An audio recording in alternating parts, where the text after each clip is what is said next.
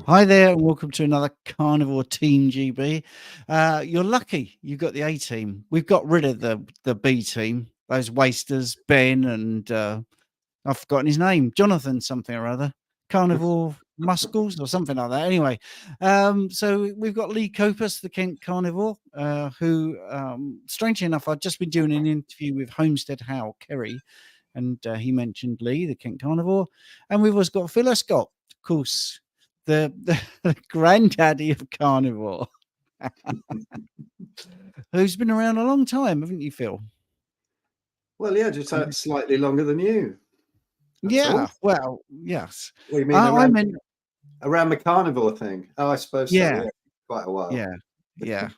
So you've got some really good experience here, and you've got Lee, who's incredibly intelligent and fantastic talker, and a really good YouTube channel. So you can tap into his knowledge with any questions that you want. But Phil, I'm going to ask you firstly about something you're doing, some sort of ancestral health festival or something. What you got to tell us about that? We tried to keep you out of it, but in the end we thought, well, I suppose we better have you speaking as well. Yeah, ancestralhealthfestival.com, and it's on 17th and 18th of August in Rainford in England. And come along. We have all kinds of stuff, butchery demos, fire pits to cook the food over. Maybe not pull whole all-nighters around them. Lots of great speakers. Got Sarah Pugh, got Stephen here, we've got Richard, Ben, and Nikita Stark, who's really wonderful on all the natural birth and stuff. Hell of a character. She's great. And all sorts of things, natural movement stuff and stalls. And yeah, we'll even be playing with the Daz band. So I'll be playing some drums there on the Saturday night. And yeah, come along. It's going to be good. I'll put the link up in the chat, but ancestralhealthfestival.com. Check it out. Excellent. Even I think I've got podcast episodes on there with absolutely all the speakers. So, you know, if you don't know everybody, go and check them out too, and the bios and this and that. So come along. Yeah, should be fun. Lee, what's happening in your world? In my world, I'm basically getting back to my YouTube. I've been pretty busy. My eyes are actually kind of feeling like they're trying to weep, you know. I've been on the laptop for quite a bit today. I've definitely got to get that software for my eyes. But yeah, just a bit busy on the YouTube, trying to get the content back up. And I've managed to get a video up sort of every day so far, and responding to as many of the first comments that pour in. And then obviously back out window cleaning during the morning into the afternoon, then come back and then just more projects and more responding and all sorts of stuff. So pretty busy at the moment. It's crazy how short the days feel, you know. It's almost like I want another 5 or 10 hours in each day just to get everything done. But that's me, really. It's pretty simple. Just looking after myself. I haven't even eaten today, actually. I've taken out a bit of, I've got a lovely bit of ribeye that joins the sirloin. So you got that best of both worlds. And I'm probably going to chuck that on the barbecue when we're done. So, yeah. And do you feel fully recovered? Yeah, I think if I was to probably hang from a bar, I think that I'd probably feel that stretch on my stomach. But I'm feeling fully recovered in the context of doing everyday things. So getting into bed, sleeping, you know, rolling out of bed, getting dressed, getting in the van and going to work. All of that stuff, I'm not really aware of any kind of niggles and pains or anything like that. I've healed really, really well, and the scar tissue looks very healthy. You know, I think if I prod around, you can still feel the tenderness. That's going to take some time probably to get 100% back to normal. But yeah, I would say I'm fully recovered in as far as I can do everything that I want to do, you know. Excellent. And if you heard someone pop it in, Smith. it was the UK's top nutritionist as seen on TV. Not the UK's top nutritionist, the world's top nutritionist as seen on TV. Richard Smith, Keto Pro. He's muted. Look at that. The only time he'd be quiet the whole hour. That's it. Yeah. How we doing, gents? You all okay? Good. Hello, mate. Great to see you all. Been a while. Yeah, it's been. So I just asked Lee how his life is, and I've just asked Phil what's going on. So, Richard, have you got anything planned for this weekend, for instance, that you want to talk about? This weekend? No, not an awful lot. Boring one for me. Nothing but work for me, unfortunately. But yeah, it's No, he's not thinking straight, this boy. yeah. What's happening on the 7th of the 7th then? At 8 o'clock in the morning? Well, that is next week, isn't it? Technically. Well, Yeah. So the 7th of the 7th is our 24-hour live. Yeah, super looking forward to that one. Can't wait. Can't wait. yes. Coffee free. Coffee free. Don't Wow. oversell it, mate. Don't oversell. Why coffee free? Do you challenging yourself to give up some coffee or for a while? I already have, yeah. Oh, So wow. I'm 3 weeks plus coffee free for a number of reasons. I've always been a big promoter of coffee. I think it does confer a benefit in the right circumstances. It's a known fat mobilizer. It works synergistically with several compounds to increase the efficacy, particularly MCT and BHB. It's a known ergogenic aid, which means it can improve athletic performance. And it's a potent fat mobilizer. So if we drink coffee before we work out, then we burn more fat. But it's been a crutch for me over the last few years. I've always been a big promoter. The likes of Dr. Chafee don't use coffee because it causes inflammation. It's never done that to me. I've only ever seen the positive side. But recently, I came down with a lot of pain in my legs, loads of other conditions I won't bore you with now, but they were conditions that were similar to motor neurons disease. So not so good. Yeah. Began to look into that and the effect of acrylamide, which is a compound that is found in coffee and in decaf coffee. It's a compound that's created during the roasting process. It's not only found in coffee, it's found in other compounds that are burned also.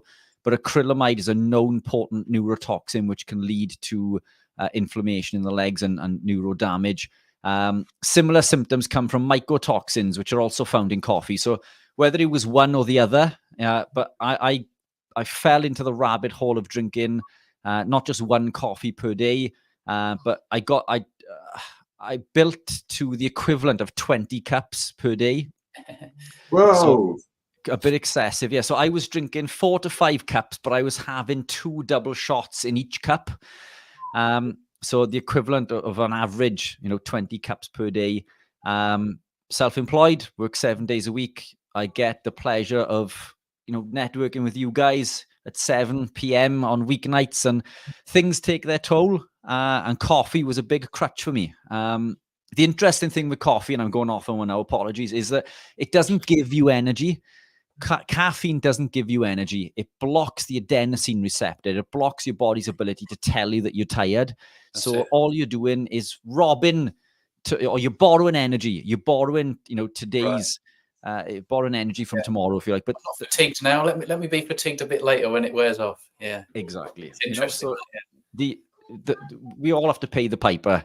The bank's got to be repaid eventually. And I think this is what my body was telling me in regards to the acrylamide and the mycotoxins.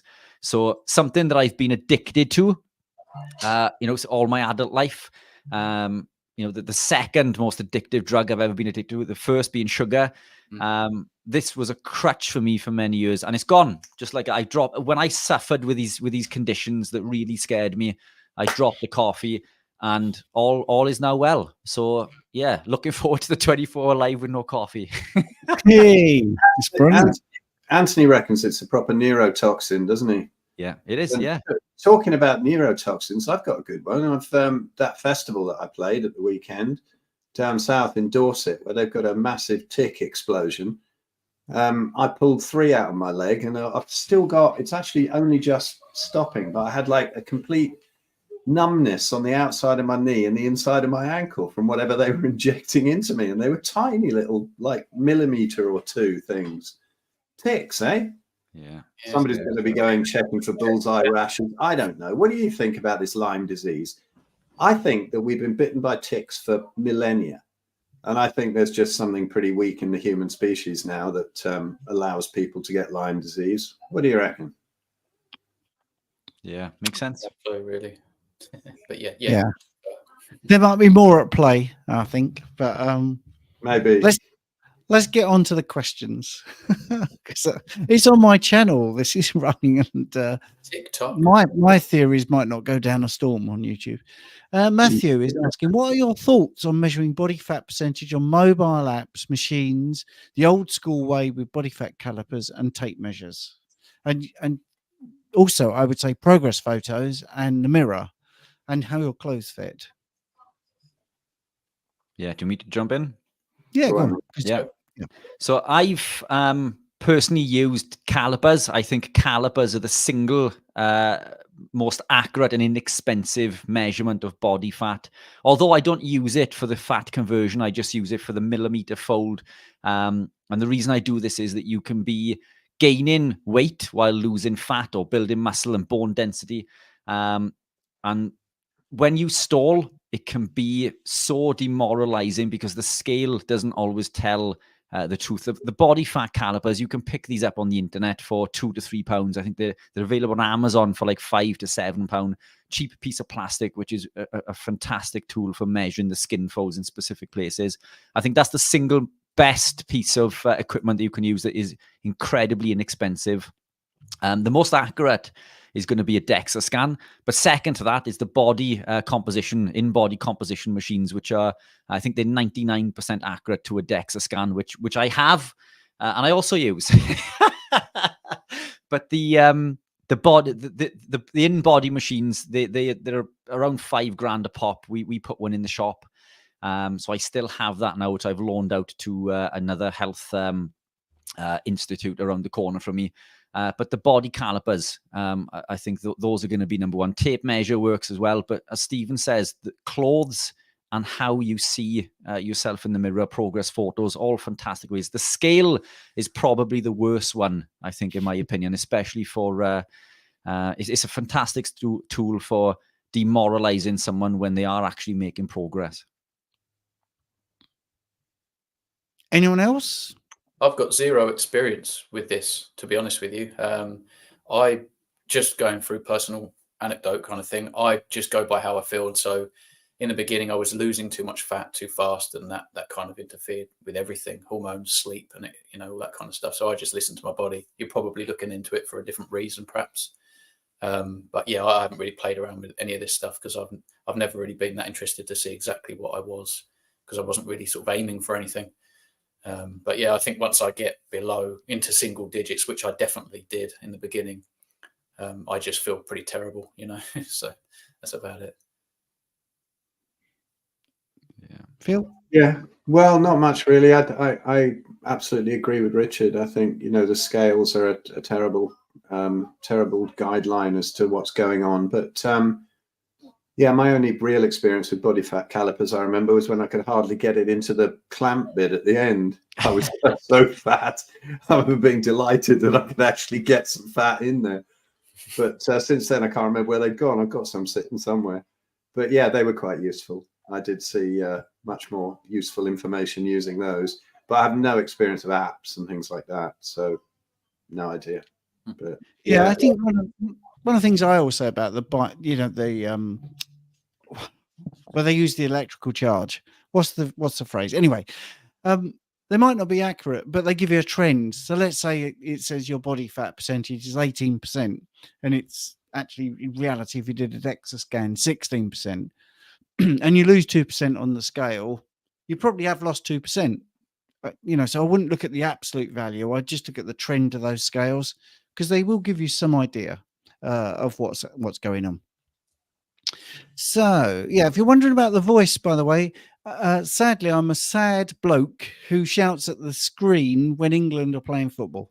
So England are atrocious at the moment, hence I can hardly speak. Obviously, they can hear me.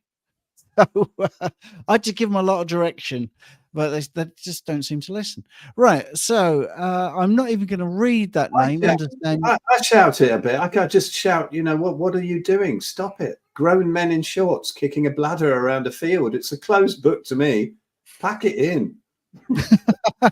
Well, when I used to watch with my mum, she would always shout, "Run faster."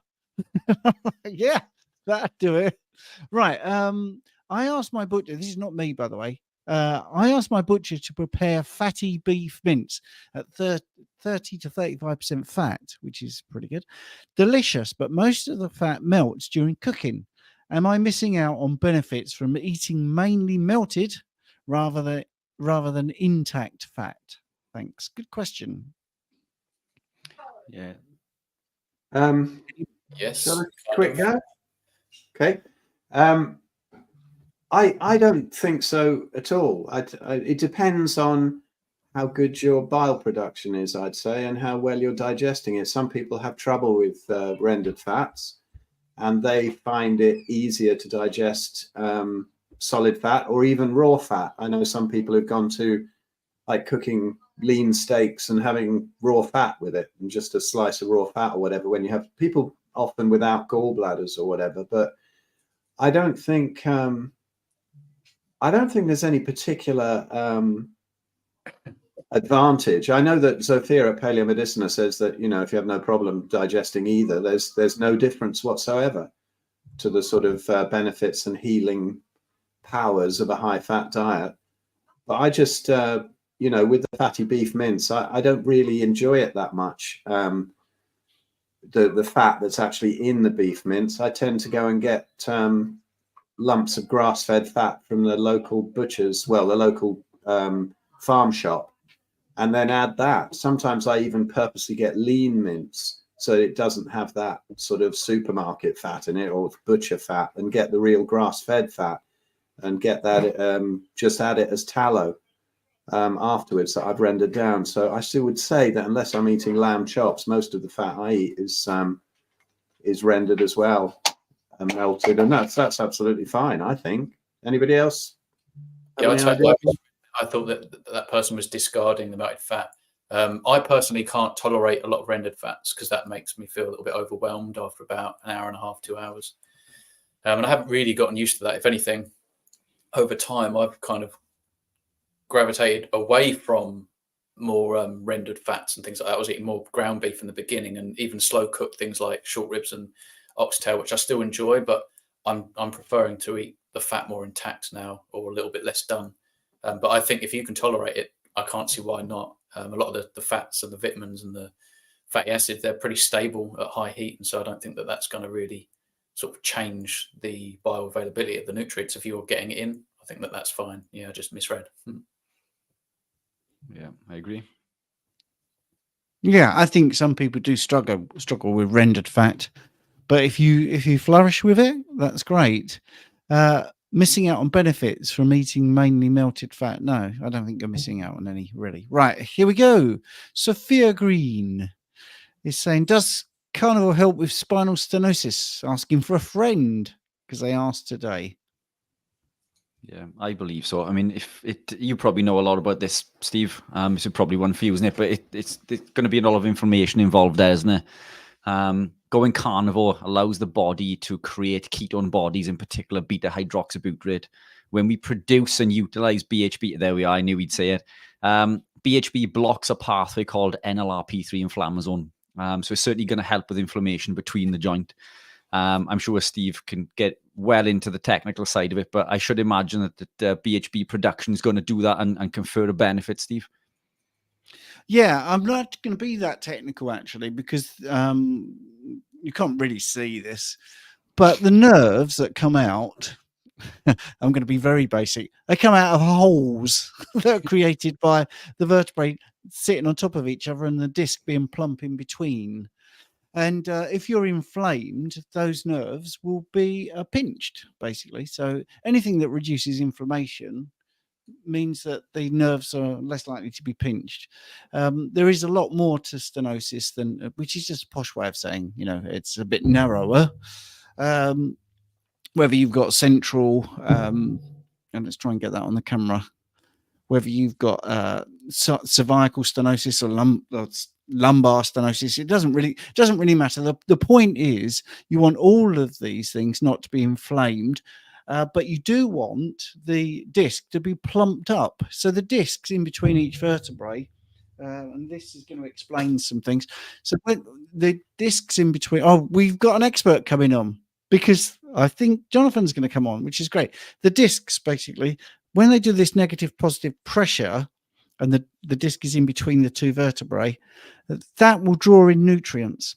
So when you're lying down asleep, the first time you get up in the morning, you're a little bit stiff. That's because this hasn't been happening. So those discs are not plumped up, and this is why you get taller throughout the day as you walk and you get activity going. It can be about 2 centimeters. So imagine those discs being 2 centimeters plumper. You're going to get better. You're going to get better movement of your back, and you're going to have less pain because the nerves aren't going to be impinged. Jonathan, are you coming on? Is Jonathan coming on, do you think? He's put his camera in the backstage. But anyway, yes. So the short answer is yes. Carnivore can help, mainly because it brings the inflammation down. But there's many other things that are going to happen as well. There was something that might apply to this, which was something that Jack Kruse said a long time ago, which was when he was talking about people with osteoarthritis and how the body can actually raid the cartilage to get sulfur when it runs out of sulfur. And so, you know, if you're eating a diet that blocks the uptake of sulfur, then you're going to get in trouble, and people can regrow cartilage. It's a slow process. But, you know, if you have some egg yolks and other sort of carnivore foods that contain a load of sulfur, that can help a lot. And maybe even some MSM powder. And I'm not great with supplements, so I'd like to ask Richard what he thinks about this. But, you know, for upping the sulfur intake. But that's interesting about taking up the nutrients while you're in bed. That makes sense. What do you think about MSM powder, Richard, for cartilage? Oh, Steve, we looked into this a little while ago, didn't we? I can't remember. I'll have to go back and look at my research. Probably not the answer you wanted. Aren't they just whether it, you know? So I've always wondered whether it's bioavailable. It seems to really help. The people I've worked with osteo arthritis, they seem to get more benefits, and it seems to sort of regrow quicker when they do take that stuff. I think all the other stuff for joints like chondroitin and things like that, I think they're nonsense mostly in the health food shops, but that seems to be quite a useful one. Tastes foul and costs almost nothing, but so it may be worth a go. But, yeah, it must be good if it doesn't taste good. Exactly. Yeah, there were studies in Durham, and it was that cartilage can regrow, and they call it the salamander-like effect, because the salamander are notorious for regrowing bits and pieces. And what did they say here? This is from the study. We believe that an understanding of this salamander-like regenerative capacity in humans and the critically missing components of this regulatory circuit could provide the foundation for new approaches to repair joint tissues and possibly whole human limbs. So that was what the study was looking at, that you were getting these newly created proteins and you were getting cartilage regenerating. So what was it? It was also about the areas, wasn't it? And we were talking about that certain areas really responded. Like, for instance, the ankles were particularly good. When we did this, we did a whole thing about this, Rich and I, and yeah, it's pretty interesting actually, because a lot of animals can regrow their cartilage as well. So yeah, it's something that can happen, definitely, because it's a myth according to a lot of people. Just bear with me 1 second. Yeah, Jonathan, he's going to come back and speak about that at some point. So let's go back to the comments. This is why I don't like running these, because he's so much better. Right, hang on, let's have a look. Right. Well, I can't see your camera, Jonathan, but can I add you to the stage? All right, okay, cool. Yeah, I can't speak unless you add me to the stage, so I was just talking to no one. Sorry about that. I was waiting for the camera to switch on. All right, so was this the question about spinal stenosis? Yes. Okay, it's a structural deformity. No matter what you do in terms of diet, it will not change that structural deformity. It will not do it. I followed loads of people's advice when I started for 2.5 years, and it caused me more pain, more suffering because I listened to them.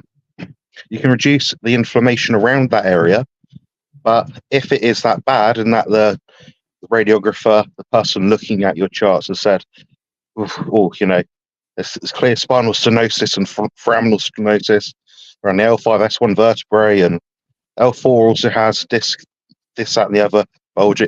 All these things, some things like this can resolve themselves. Usually not, apparently, statistically. And spinal stenosis, you can reduce the inflammation, some of the pain through the diet, but it will not fix a structural deformity. It will not fix it. If it did, I'd know. I'd definitely know. That's the thing. So I'd just be looking at your level of suffering and see, you know, how much do you want to thrive versus how much do you not. The stricter you'll be on the carnivore diet, the less inflammation you experience. But just have to accept, you know, depending on your level of pain, it might come back, it might, you know, ease itself a little bit, but it's always going to be there, unless you have surgery. No stem cells won't fix it. No PRP won't fix it. No ketones, no minerals, MSM, glucosamine, nothing will fix it. I'm telling you, I promise you, nothing will fix it. So make sure you've got the right diagnosis, follow a low inflammatory diet. That's what I would do. And there's a question about MSM. Some people do have a high requirement for MSM, yes. Some people do anecdotally notice a benefit from it. I did for my skin, and I was using a combination of MSM and beef tallow and red light therapy to clear my 3-year persisting, I don't know, it was almost like psoriasis. But yeah, that's my take on those two things. But yeah, I'm going to go back off now and rest a little bit. So cheers. All right. Cool. Yes. And a rookie mistake for me. I didn't realize that you could do the StreamYard without the camera on. So there you go. Live and learn.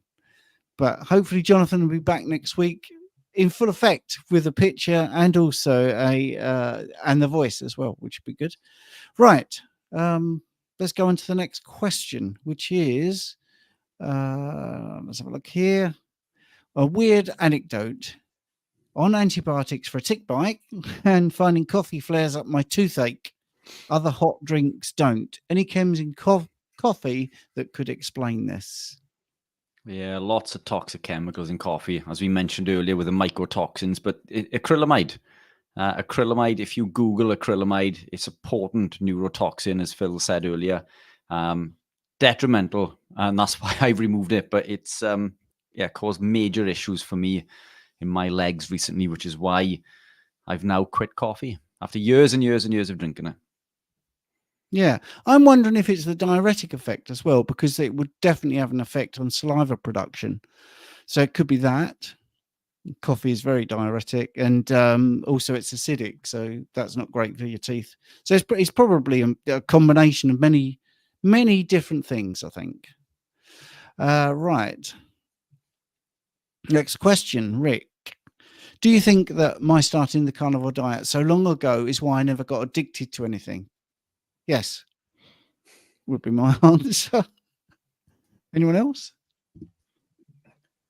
Yeah, although I think he said he doesn't naturally like things like fruit. I don't know. It's funny. I've loved that stuff since day one. You know, I used to pour glasses of orange juice down my neck, which is terrible. You know, thinking back now, what I used to do all the time. I used to finish every meal with orange juice. I used to have ice cream and pour orange juice on it, and it would freeze like a Solero. And I'd be, yeah, crazy.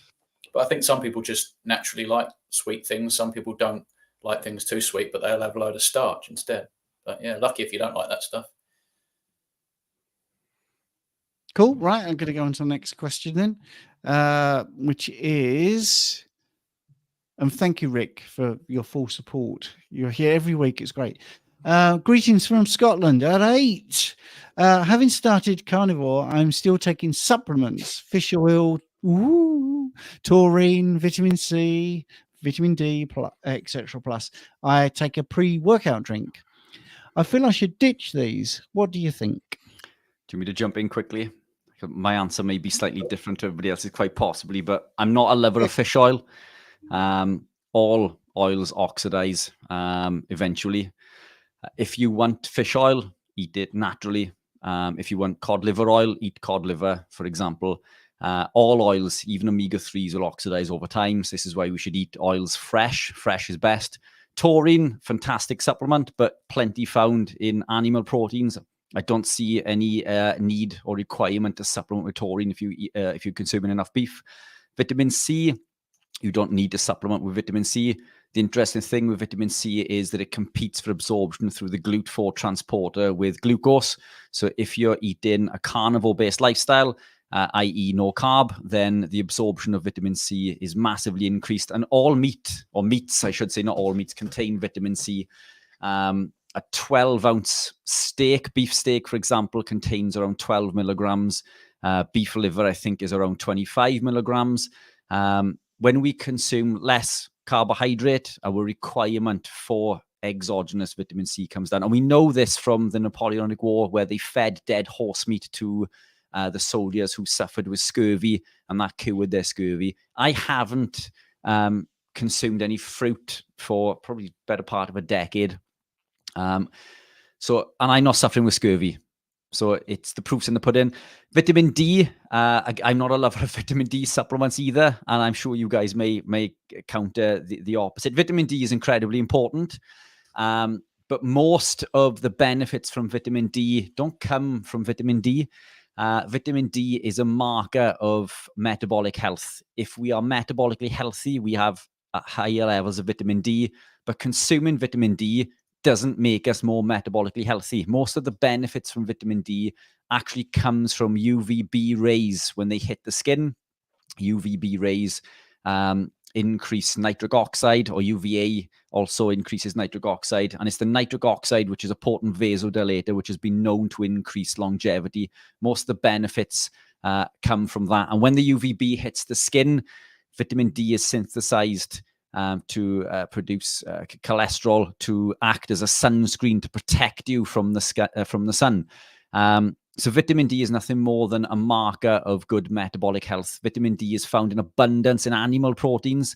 And what you get from a supplement is very different from what you find from the sun and from animal proteins. My vitamin D levels are pretty high, and I see very little sun generally. I'm stuck in a cave most of the day. The blinds are down for podcasting. I got a blackout blind there. I see, and this isn't healthy. I'm not saying that we should be locked in caves all day. We need sunlight, but supplementing with vitamin D isn't the way to get it. Get it from the sun and get it from animal proteins. Pre-workouts, if they are clean, i.e. citrulline malate, beta-alanine, taurine, maybe MCT, they're all fine, but anything else beyond that, then I don't believe that you're going to be conferring much of a benefit. It would be interesting to get a list of the ingredients in there, but everything you need is found as nature intended. I don't believe you need to supplement with any of those if you are living a clean carnivore-based lifestyle. Concur. Agreed. I think the only thing, taurine would be the only thing that I would potentially leave in, but you don't need it. Most people do very well without it. We consume a lot of the minerals that help to synthesize taurine. Even though taurine does exist in meat, obviously we don't find as much in meat now. It's sort of hung and bled out for long, so that it exists in the fluids of animal products. So you get a lot more taurine in your fish as well. So, rather than the fish oil and the taurine, just eat fatty fish and you'll get a ton of both, and that will serve you well. I wouldn't personally be taking any vitamin D either. What else? Oil, same sort of thing. All the oils, vitamin C, totally unnecessary.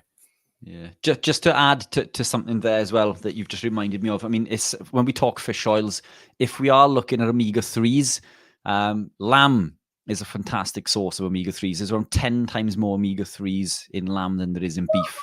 Lamb is well underrated, I believe. So you don't even need to eat fish if it was omega-3s that you were going for. Although omega-3s are found in beef also. Yeah, this business about vitamin D, I agree. I don't think it's very good to take it. And there's not much sunbathing up in the Arctic, is there? So, and the Inuit are fine for their vitamin D and of course their vitamin C. I'm not into supplements. I'm not into supplements mostly because most people don't know really what they need. They just do some kind of blunderbuss approach, and they'll go into some local supplement store and not get Richard's decent ones, where people might actually have some idea of what they need. And also they're often full of things, like fillers that cause leaky gut, or particularly maintain leaky gut in people who are autoimmune, especially. And they're high in deuterium quite often, as Sarah Pugh pointed out. So I'd save your money, buy more lamb and beef. Yeah. Sounds good. That's brilliant. Okay, let's go to the next question. Does anyone know what the red dye is used to make meat, like ribs and joints, red, I'm guessing? Is it toxic or harmful like other food dyes? Well, that's carbon monoxide, and it makes carboxymyoglobin. The carbon monoxide mixes with myoglobin, which is sort of cherry red. So that's how they do that. And is it harmful? Well, the thing is, if you make the meat an artificial color, then you can't see it changing color, if you see what I mean. So if it's starting to go off a bit and you look at it and think, well, that doesn't look quite right, that won't happen because you've got this fake color. So that's my 2 penneth on that. I don't think I know anything more about red meat and dyes. I think that's the only process I actually know about. It doesn't sound great, does it? Carbon monoxide, but like I say, it just binds with that myoglobin, and you get a pinky red color. So, anyone else? No, absolutely no idea on that. Just a quick one on John Eubank says, if high in deuterium you're taking so little, is that really a problem on supplements? Absolutely. I agree. The poison is in the dosage, but if you add it to everything else, it's just another little thing that's probably wrong with some supplements. Yeah. That's all. Yeah, I do apologise for my being off my game tonight. I'm absolutely shattered, and doesn't help having a painful voice. My fault, shouting at the TV. Right. Here's another question: is your brain runs best on carbs a myth? Yes. Yes. Yeah. Carry on, and I'll get the book where this myth started from, if you like. Just see a conversation, any conversation between a vegan and a carnivore, and tell me which fuel the brain runs best on. Yeah, you don't need a big fancy biochemistry book. Super fuel for the brain. Absolutely. Every cell in the body, barring red blood cells, they love it. And glucose just gets in the way. We make all the glucose we need, and so it's not a requirement to consume carbs. We do best on fats. I mean, that, like Dr. Palmer says, it's kind of like a brain energy deficiency, which potentially can explain a lot of the amelioration of depression, like symptoms and things like that, bipolar. The moment I started to increase ketones and stop eating carbohydrates, 3 weeks later, my depression went, and it's been gone now for almost 2 years. So, yeah, I would say that my brain definitely runs better on fat. Yeah. Yeah, I think that the book I showed you there is the one that actually worked out how much glucose the brain needs, and it's 120 grams of glucose over 24 hours, which is about 5 grams per hour, which incidentally is the amount you need in your 5 liters of blood. It's like the body knows. It's incredible. And at no point does it say you need to eat carbohydrates in that book. And it does talk about gluconeogenesis.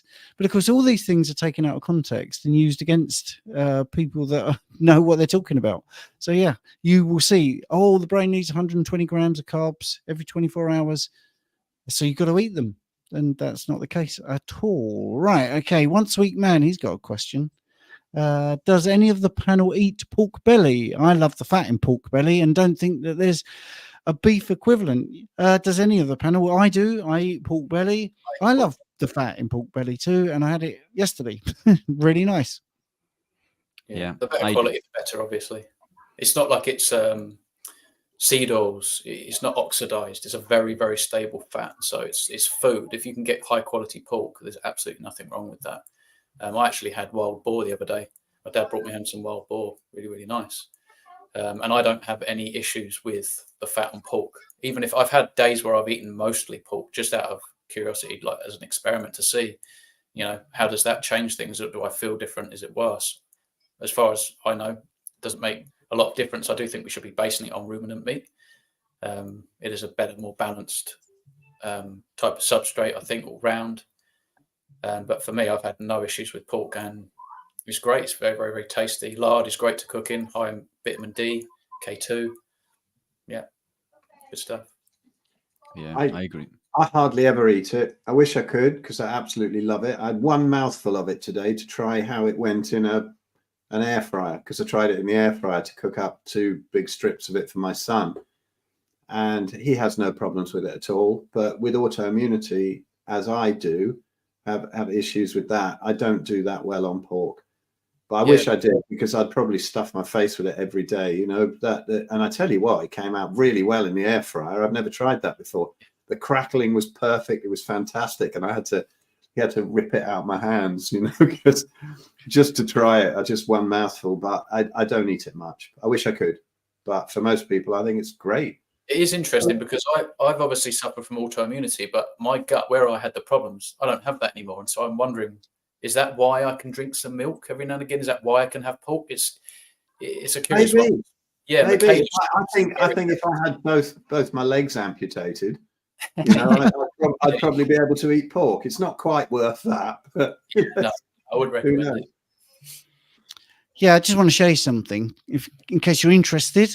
Linoleic acid in pasture-raised or grain-raised chicken. Oh, yeah, look at grain raised. Look at that. Linoleic acid is a lot worse. If you then compare it to walnuts, there's pasture-raised chicken, there's grain-raised chicken, and there's walnuts with their linoleic acid. So just thought I'd say it's not as bad as we think in comparison to walnuts, for instance. Just thought you'd like the that. issue, as Lee said, with linoleic acid is the fact that it's oxidized. But if you consume fresh pork, then in essence, it's unoxidized. Pork contains 10 times higher levels of linoleic acid than beef does. But as long as it's fresh, the issue is pork items like bacon, you know, if you look at the dates on them, they have long shelf lives. And that's where I would question. And what is it fed? My pork comes from a local farm where he feeds his pigs all the offcuts, of apples and veg and all sorts. They're not grain-fed pork, which is another factor. So I do well on that pork. But if I eat pork from the supermarket, then it doesn't do so well for me. So there's obviously something in the quality in regards to what it's fed and the age of the meat as well. But I do love pork. I tend to limit pork and chicken to maybe once a week. Lamb and beef I tend to thrive on, but I do love pork. There's something else about pork as well. And I forget exactly what it is. Something to do with when you eat it, it thickens up the blood. But if you go, somebody puts in a browser 0 carb Zen pork, there's an interesting article there that I must have read about 12 years ago or something. But I don't know exactly what happens, but I can eat bacon. I have no problem. But if I like roast pork or pork belly, fresh and cooked, I don't know. There's something maybe about the curing process that takes something away from it.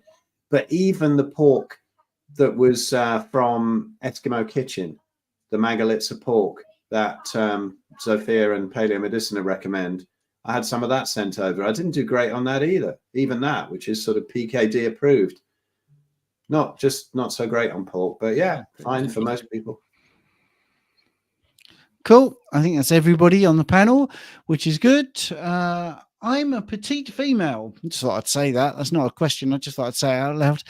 And I'm a carnivore for 1 year. Started gaining belly fat, so now tracking macros. If eating 1 gram of protein per pound of ideal body weight, I only require 500 grams of beef mince a day, but feeling hungry. Any advice? Yeah, you can increase the protein. There's nothing wrong with going higher on the protein. If you're gaining belly fat, I mean, there could be a whole other host of reasons. Are you drinking coffee? Coffee will increase cortisol and can lead to extra weight gain. If you're training beyond 45 minutes and an hour, that can do it also. Age plays a big part, especially when it comes into training. Steve and I spoke last night about menopause and the importance of iodine and selenium and so on and so forth. So there's lots of things to take into account there. But if all else fails, then you're consuming too much fat, and you might want to think about reducing the amount of fat that you're consuming within the mince. I preference higher fat cuts with most things, but I increase the fat if I want to gain weight. If I want to lose weight, I usually increase the protein and reduce the fat. And sometimes I'll have lower fat days.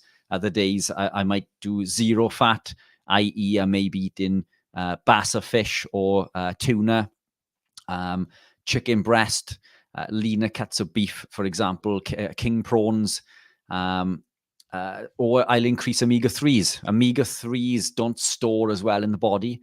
They increase cholecystokinin, which is satiety signaling. So you could increase your omega-3s. C8 oils, MCTs, they don't store in the body either, but they also increase satiety signaling. To curb hunger, melanocyte stimulating hormone. So get out in the sun. UVA rays to the sun without glasses on will increase melanocyte stimulating hormone. What else is there? There's glutamine. You can take a glutamine supplement, just add it to water and drink it. That will help curb hunger also.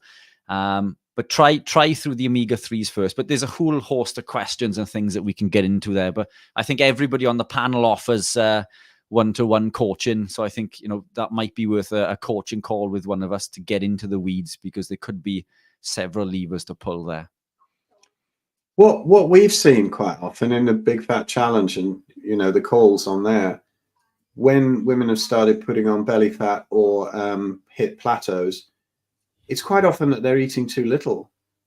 And I think sometimes the body can go into starvation mode, particularly with women. When you see couples go carnivore and the guy gets ripped and whatever, and the woman's kind of doing okay and feeling better, but they're going, why is he dropping so much fat?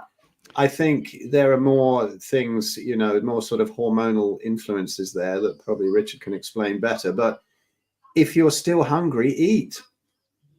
Yeah, this is why I'm thinking maybe increase the protein. Again, I think a coaching call with one of us would be really important. Fasting, extended fasting doesn't work so well with females either. So if you're only eating one meal a day, that could be causing a problem. Fasting is a stress to the body. Men do a lot better on fasting. Men tend to do better with one meal a day. It's 2 meals a day generally for me, but I find women thrive better on 2 to 3. Again, for hormonal reasons, as Phil suggested. Whole host of things. I think we probably need to get into the weeds there. So either chuck some more bits in the comments, or maybe tap one of us up for a coaching session. Yeah, I was going to say potentially eat more. Yeah. Fat and protein. Just address your satiety. And it's interesting you were talking about sunlight. If you're getting a lot of blue light exposure or not enough sunlight, that's going to elevate stress, cortisol, blood sugar, and potentially interfere with weight and stuff like that. So wherever you are, I don't know, but I would encourage you get outside as much as you can, expose yourself to sunlight and reduce blue light exposure, and eat until you're satisfied. Yeah, definitely get Iris on the computer and to cut out the blue light as much as you can, or wear some blue blockers. And if it's anything to do with the thyroid, actually wear a scarf. It sounds mad, but in front of the computer, the light can go in there. It doesn't just go in our eyes. So, yeah. Yeah, that's great. I lost a question. I pressed the wrong button. Like I say, I'm not on it tonight. Jonathan, please come back.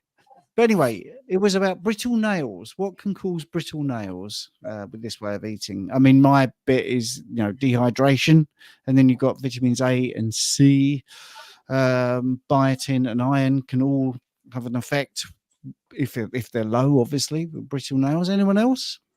Fasting again is a big contributor. Fasting is fantastic. But what people don't understand is that when you produce ketones, you're in a fasted mimicked state. We don't need to be fasting to benefit from autophagy. The body is always in a state of autophagy. There's a balance between AMPK and mTOR.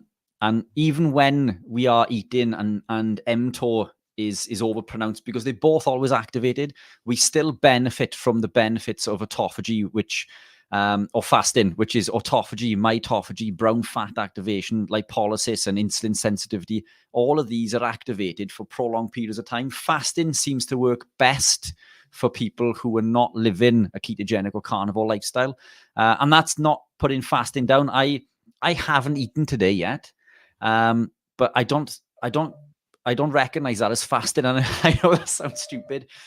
I eat to satiety. I'm not hungry, so I haven't eaten. When I go home, I'll be eating lots and lots and lots, and I'll probably have 2 meals tonight. And yes, it's late, and I do eat just before bed, but I haven't eaten because I haven't been hungry. Eat to satiety, So if don't force a fast. Fasting isn't always beneficial, especially for women. But we need that energy. We need those nutrients. We need vitamins A, D, and K, as Steve said, and we need it with fat. Eat your food and don't force fasting is one top tip. And Jonathan, there, the carnivore muscle, zinc deficiency, dehydration, or chronic overconsumption of copper, brittle nails. And of course, that might be alluding to eating too much liver, Jonathan. I'm not sure. This is why we miss him. He's very good with these sort of things. He's very good with everything, isn't he, actually? Right, another question. Any pro or anti opinions on duck eggs and duck meat? Both nice and high in fat. Yes, I eat duck eggs and I like duck meat, but I don't eat it a lot.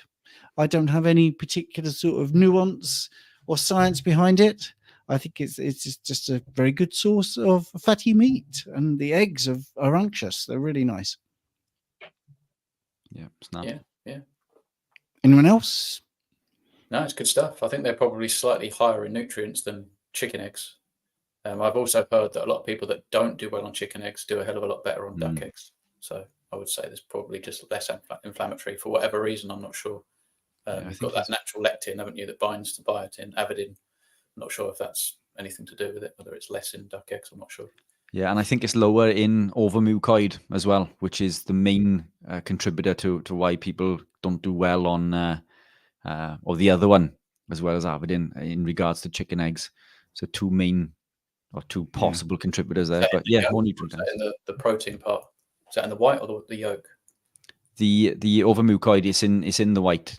Right, I was going to say, because most people do well as well on the yolks when they ditch the whites, don't they? Yeah, I said, yeah. Yolks for the win. Yeah. Okay, two questions to go, and then I can go and rest my throat. And hello, I weigh 250 pounds, lift weights, and I want to drop weight, but still keep my muscle. I eat 3 eggs and 8 to 12 ounces of ground beef daily. Is that enough protein to maintain muscle and drop weight? Well, weight being body fat, I'm assuming you mean. Thanks. Sorry, guys, you crack on while I do some. Oh, yeah, that's a lot. Yeah, the conversion. That's what I was just doing now. Yeah, I mean, 12 ounces there is 340 grams. The 3 eggs are going to contribute another 18 grams. So top end, I mean, there's better part of 360 grams, which is more than enough. We need at least 0.5 grams per pound in order to maintain. To get technical, we need 0.82 grams per pound in order to heal, build, and repair. 1 is a round figure that generally all of us tend to push because it's a nice round figure to remember. There's nothing wrong with going more. So you're definitely consuming enough to maintain muscle. We don't lose muscle as quickly as we're led to believe. Muscle is precious. It takes a long time to gain. What we do lose when we adopt a ketogenic carnivore lifestyle is volume in the muscle, but we don't lose muscle itself. If you were to test on an in-body composition machine, for example, your dry protein probably wouldn't change at all. Muscle is precious. It's very difficult to lose muscle. The glycogen that we lose initially is volume, but we can replace that with creatine monohydrate, with sufficient electrolyte supplementation or salts in general.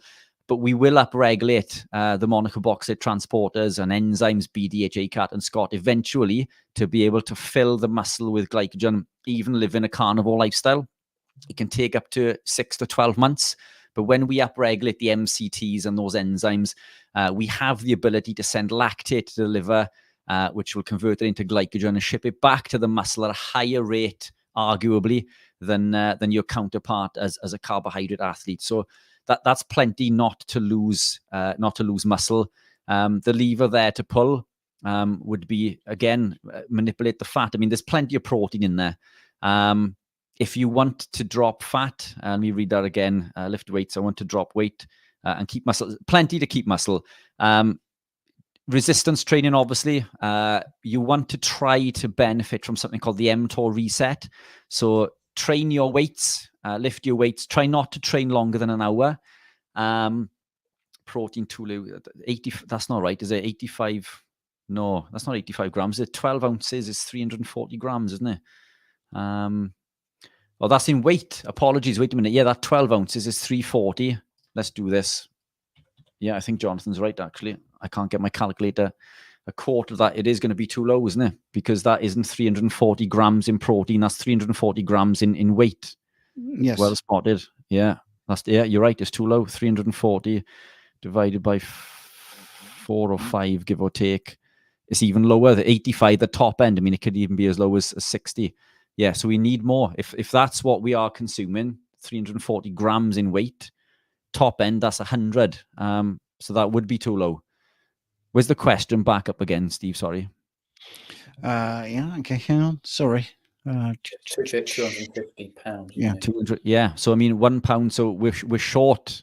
If those things are correct, there, 250 pounds, we need to be consuming 250 grams of protein, which as a ballpark figure is going to be around 800 to 1,000 grams of weight in animal proteins. Let's base it on 25. It's roughly between 20 and 25%. So 250 is going to be 1,000 based on 4, isn't it? So what's that going to be in ounces? So this is the lower end. We're talking 35 ounces. 35 ounces of animal proteins generally, and it does depend on the cut. Good spot, John. It does depend on the cut. Eggs is going to contain around 6, depending on the size. Animal proteins like beef, for example, is somewhere between 20 and 25%. But ounce-wise, in regards to beef, we're looking at 35 ounces, which is a lot more. So yeah, something to consider. Training is going to activate mTOR, and then we want to benefit from the mTOR reset then, which takes place every 4 hours after. So we could train, for example, at 8 in the morning, then eat at 12, and then it would be at 4, and then maybe at 8. And that is going to give you 4 mTOR activations. But I think protein needs to be addressed first. Yeah, that's way too low, if I've read that correct. I mean, is that per day? 8 to 12 ounce daily? That's not per meal, is it? Yeah, too low. Way too low. Too low. Cool. And I think we've got 2 minutes left with one question to go. There's might be a few more that I've missed, but there you go. I have I have a really, really quick one in here, just sketched by Steve, so it's really important. I can deal with this in seconds. Phil, do you have any clients that don't do well on PKD? People who go on PKD and people that do it, strictly, are normally very, very sick to want to come on it. And they can have all sorts of adaptation issues, which is not that they don't do well. If they keep on with it and do it right, then I have not seen it not work for autoimmunity and stuff. So it's just that there's a load of hiccups, and a lot of people say they didn't do well on PKD. I feel like a vegan saying they did it wrong, but it's not so much that. It's just not understanding the issues that can happen early on. That's all. There we go. Okay. And that's me. I've got to shoot. I will leave you to it, but take care, and I'll see you guys soon. See you. See you, gents. See you. See you, man. Well, actually, this question I wanted to ask Rich about, but there you go. I have low blood volume. I drink 1.5 liters of oral rehydration solution daily, which helps this. That amount of solution has 21 grams of glucose. Any concerns taking that much glucose alongside the full carnivore? Yeah, you don't really need that glucose. I understand that you have the low volume of blood, hypovolemia, which is just low volume in the blood. And you could do a dehydration fluid which just contains sodium, potassium, and chloride, which is why I wanted Rich to stay on. You don't need the glucose, because what will happen is the glucose will be replenished by gluconeogenesis. Your body will actually work out how much you need. That's way too much, because 5 liters of blood only needs 5 grams of glucose. So there's no reason for it to be in there. But if you are speaking to a doctor and they absolutely insist you have to have it, then obviously you need to take their advice. We're not doctors. It's just educational and informational purposes. But considering I did private blood tests for 10 years, I think I can have a little bit of a say in that. Low blood volume is a very rare condition, but there can also be reasons why that's happening. So being a proper person, could you just look at why that's happening? Is it just dehydration? Are you sweating excessively? Have you got excessive diarrhea, vomiting? Or are you just not drinking enough? Is there some sort of blood loss? So definitely get into the sort of why is that happening. Some medications can cause this as well. And if you've had severe burns, that can cause this to happen. Right. So that's the end of the show. So we're going to say goodbye to Lee. Say what you want to say, Lee, to everybody. Bye. Phil? No, nothing else. Nothing. Okay.